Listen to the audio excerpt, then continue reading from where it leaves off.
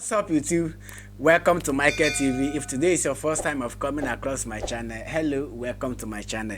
If you have been following me along, thank you for staying back with me. So today we are going to be listening to a very educative and informative episode. You know, Islam, there has been a lot of controversies when it comes to Islam as a religion. Other people says they are most of the crimes in the world are being committed by Islams, and some people debunk this claim. So today we are going to be looking at, is Islam actually a peaceful religion? I believe this is going to enhance even our spiritual life, physically, emotionally, and otherwise. I believe this is going to have a great impact in our life. Okay, guys, let's go.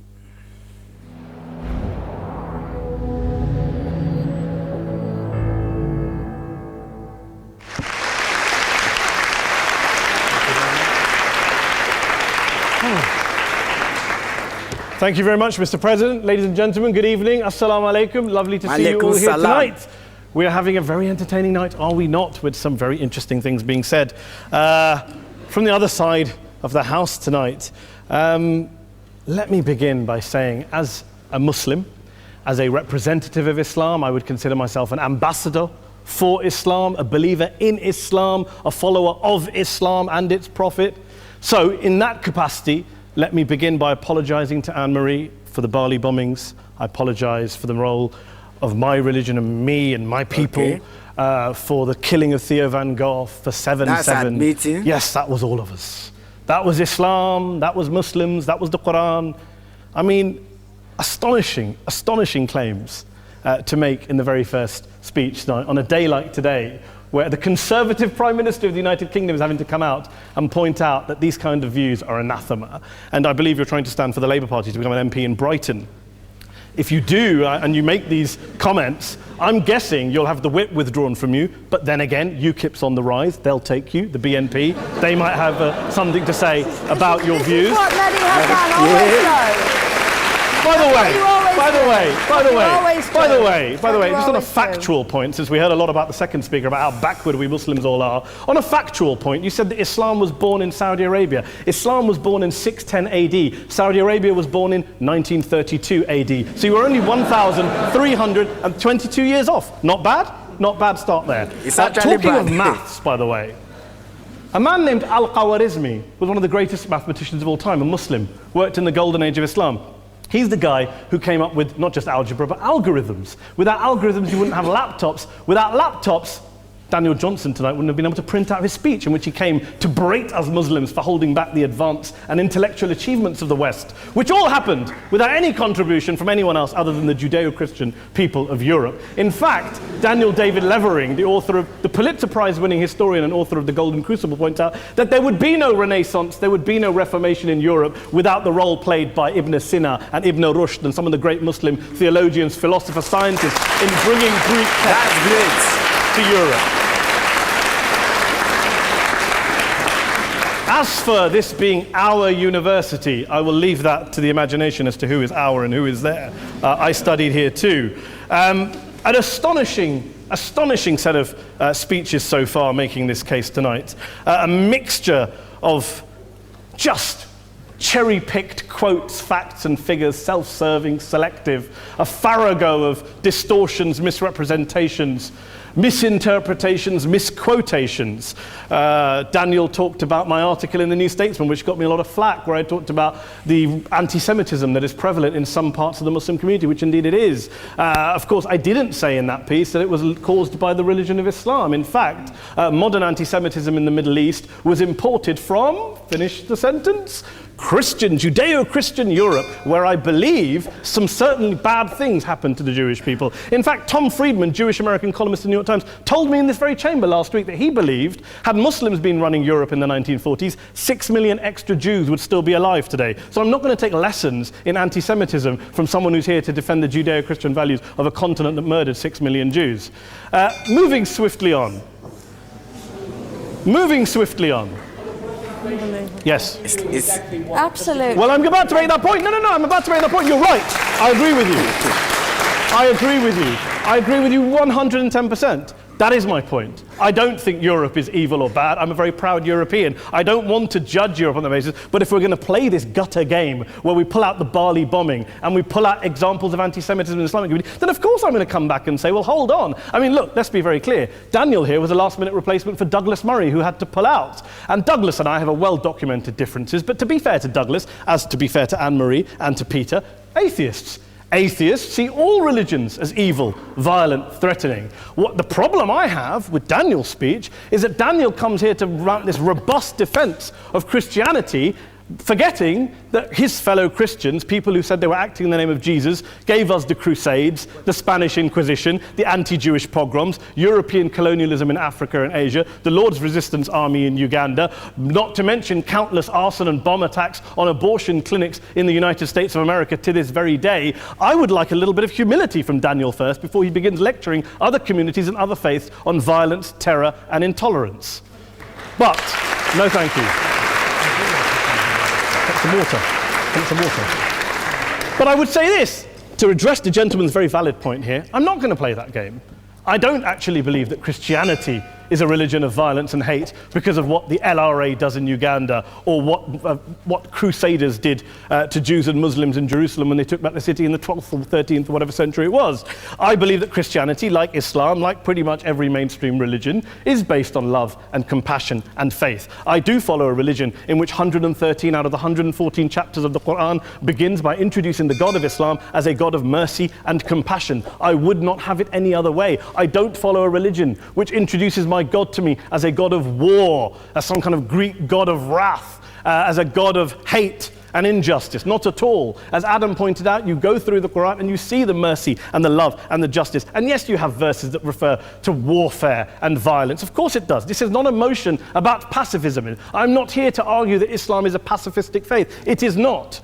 Islam allows military action, violence in certain limited contexts. And yes, a minority of Muslims do take it out of that context. But is it religious? We talked about Woolwich.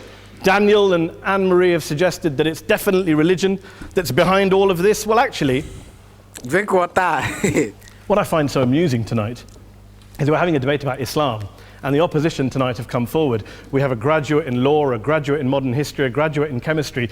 And, you know, I admire all of their intellects and their abilities, but we don't have anyone who's actually an expert on Islam, a scholar of Islam, a historian of Islam, a speaker of Arabic, even a terrorism expert or a security expert or a pollster, let alone to talk about what Muslims believe or think. Instead, we have people coming here, putting forward these views, putting forward these sweeping opinions. Listen to Professor Robert Pape of the University of Chicago, one of America's leading terrorism experts, who, unlike our esteemed opposition tonight, studied every single case of suicide terrorism between 1980 and 2005, 315 cases in total. And he concluded, and I quote, "There is little connection between suicide terrorism and Islamic fundamentalism or any of the world's religions. Rather, what nearly all suicide terrorist attacks have in common is a specific secular and strategic goal to compel modern democracies to withdraw military forces from territory that the terrorists consider to be their homeland."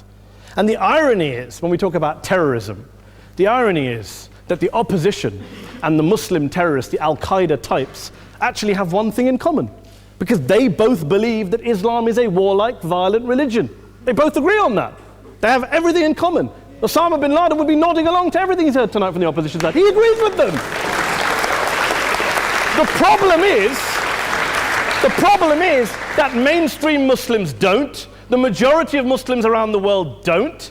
In fact, a gentleman here started quoting all sorts of polls. Gallup carried out the biggest poll of Muslims around the world of 50,000 Muslims in 35 countries. 93% of Muslims rejected 9/11 and suicide attacks. And of the 7% who didn't, they all, when polled and focus grouped, cited political reasons for their support for violence, not religious reasons. And as for Islamic scholars and what they say, well, Daniel talks about our University of Oxford. We'll go down to Oxford Centre for Islamic Studies, get hold of a man named Sheikh Afifi al-Akiti, who is a massively well-credentialed and well-respected Islamic scholar who has studied across the world, who in the days after 7/7 published a fatwa denouncing terrorism in the name of Islam, calling for the protection of all non-combatants at all times, and describing suicide bombings as an innovation with no basis in Islamic law. Go and listen to Sheikh Tahir al-Qadri, one of Pakistan's most famous Islamic scholars, who published a 600-page fatwa condemning the killing of all innocents and all suicide bombings unconditionally without any ifs or buts. There's nothing new here. This is mainstream Islam, mainstream scholarship, which has said this for years. You don't go out and kill people willy-nilly in the high street or anywhere else, on a bus or a mall, based on verses of the Quran that you cherry-pick without any context, any understanding, any interpretation, or any commentary. Point of information. Please. What about stoning women, for example, in such Well, It doesn't happen, apparently. I didn't say it doesn't happen at all. I never said it didn't happen. I don't blame Islam. Yes, it's a very good point. And a lot of us are campaigning against that. And we're campaigning against it in the name of Islam. We're campaigning against it in the name of various interpretations of Islam. Anne-Marie comes and scares us with her talk of Sharia law. I would like to see the book of Sharia law. It doesn't exist. People argue over what Sharia law is. And you empower the extremists by saying there is only one version. You empower them all. I don't believe you took any interruptions, Anne-Marie, so I think you should stay there for a moment. Several countries. Here's what we're dealing with. Here's what we're dealing with. We are dealing, I took your point.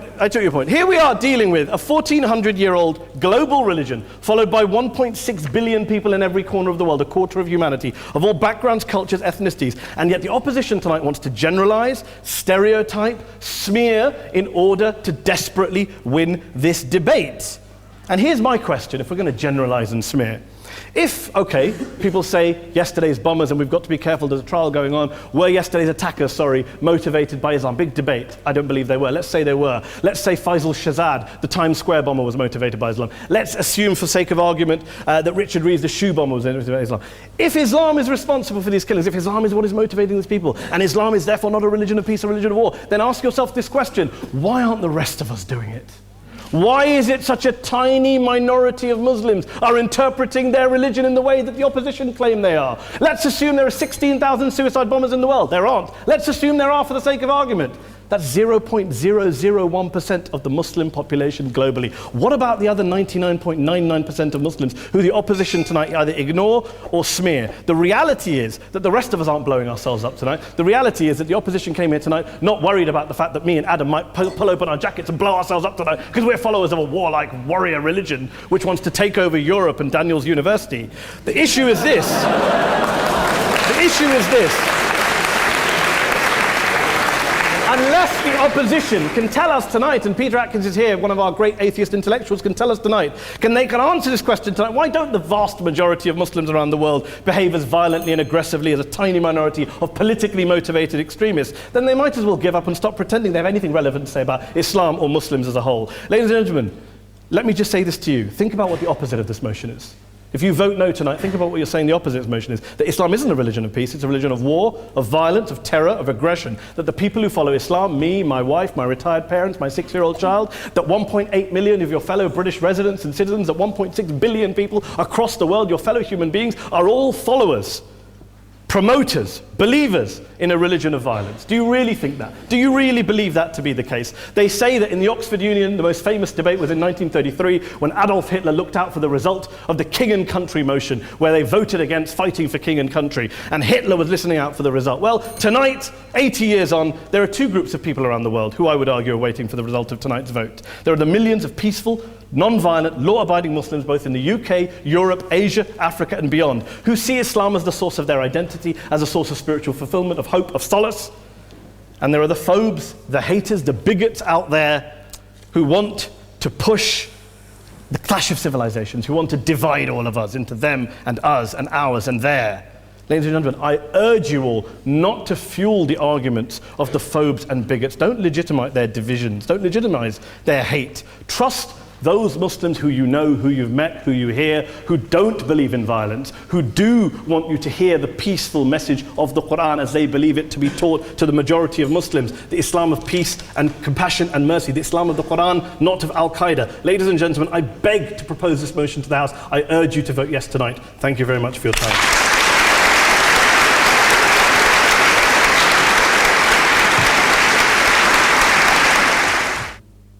Okay, guys, that was quite educative and informative.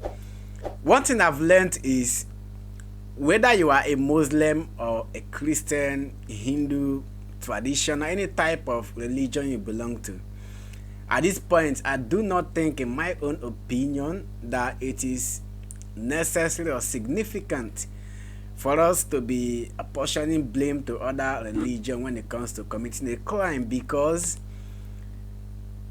if the Muslims are committing their crimes physically, the Christians are also committing their crime in such a way that you may not really understand it except you pay close attention to what they are doing. For instance, America and the West, when they introduce colonization in Africa, those people were Christians. Even to date, they are still colonizing, though they are doing it, employing different strategies.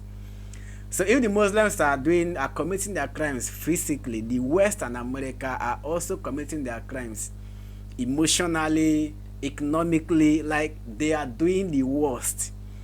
But sometimes if you don't pay close attention, you may not be able to understand or ascertain what they are doing. I think that's just the huge difference.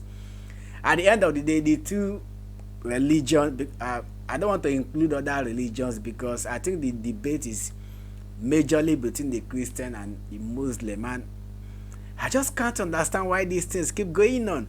Why can't people just mind their own religion? Why can't you focus on your religion, serve God in truth and in spirit on your own religion?